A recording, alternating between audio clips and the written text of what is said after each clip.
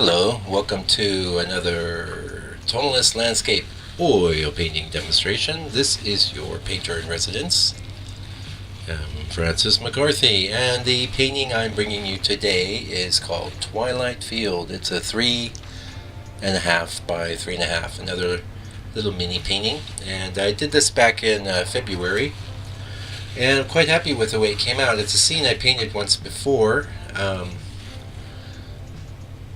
I think that was as a 8 by 10, and then I think I might have cut it down to an 8 by 8. I'm not sure. Either way, I'm lots happier with the way this one came out. It's got a nice, really warm, glowy, colorful quality to it, which I think is awesome. If I don't say so myself, and hopefully you'll agree. Either way, you'll get to see how I put it together today, and working on this pretty heavily textured board. Hopefully you've had a chance to check out the video I put up with my amended and improved, revised board texturizing approach. And it's actually, I just sold one on the super heavy texture, so don't think that if you really like really majorly heavy texture that it will keep you from getting sales, but sometimes it can be distracting. A person might like the image very well but not like the texture, and I've run into that a bit recently. So I want a texture, but I don't want it to be a texture that's going to be off-putting in any way. I do like to have a good disturbed surface, is how I like to put it. I like that surface to be modified and disturbed, and my solution has been really to just put in more time and effort in creating a beautiful surface texture prior to painting. So I guess I'm out of a lot of the shortcut things I would do, and really more into just hunkering down and spending a half hour or longer to texturize a board in a way that's going to look really good. So today is Tuesday out here in New Zealand. It's the 10th. I might get this up today. I might put it up tomorrow. I'm not really sure, but either way, I'm getting recorded today. I've been in the studio today working with a student, and our little elephant painting is going quite well, and we're having a lot of fun doing that. I basically yesterday had to scrape a bunch of dried paint off my palette because I've been spending so much time on board prep lately. I have quite a few boards, and what I'm gearing up to do is a major push of past masters, and at a larger size. And I'm pretty excited about that, and I'm pretty excited about these boards I prepped for that project. And in fact, I was getting ready to pull one, and I go, no, this is not suitable. I want a better board, I want a better texture for my past master's masterpiece, and it's all happening. I've got now a lot of them. I'm going to be. I still have about.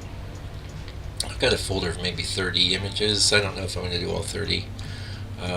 Depends how I feel. But one of the things I have to do is go in and take the painter's original image and see how it's going to work out with either a 7 by 10, an 8 by 10, an 8 by 8.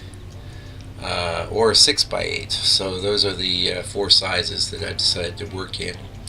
And funny enough, it's very interesting. Like George Ness, for example, almost every painting he ever did will fit into an 8 by 12 sort of proportion or dimension.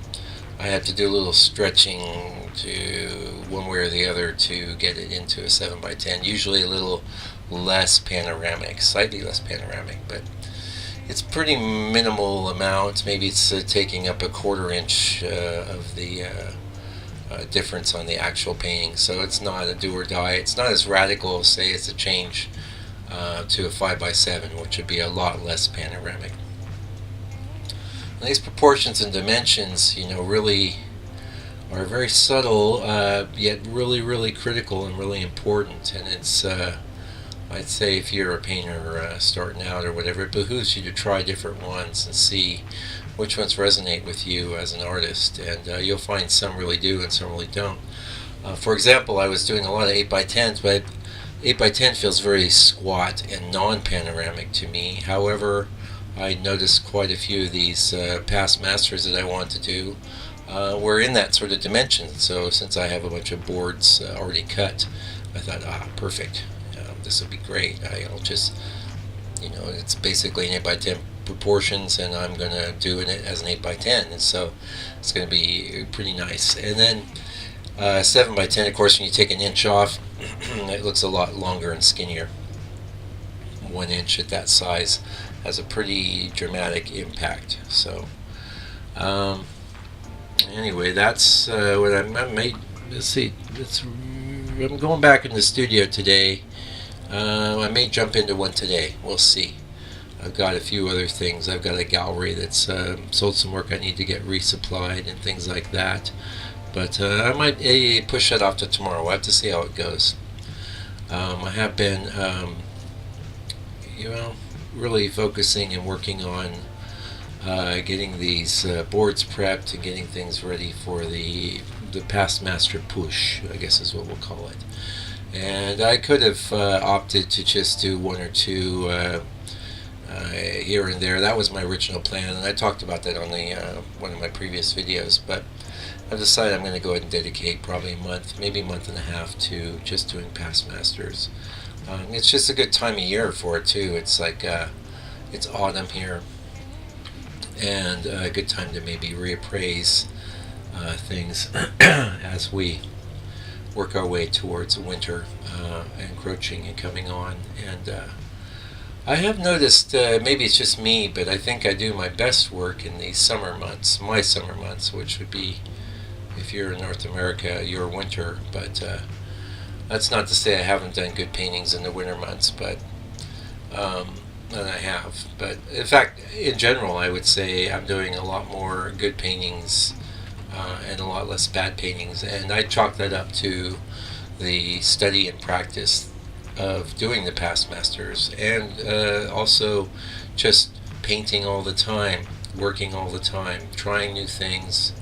I know what I'm after, and I know who's done it before and who's really good, and I'm not trying to reinvent landscape painting, although I think I am in a certain way. I'm looking at the painting we're doing right now, and it doesn't look like anyone else's work, and I know pretty much everyone who's going. So that just goes to show you that if you keep working, keep practicing, you'll come up with your own voice, and that's a good thing. You don't want to be an echo of some other painter, it won't pay. It won't pay off.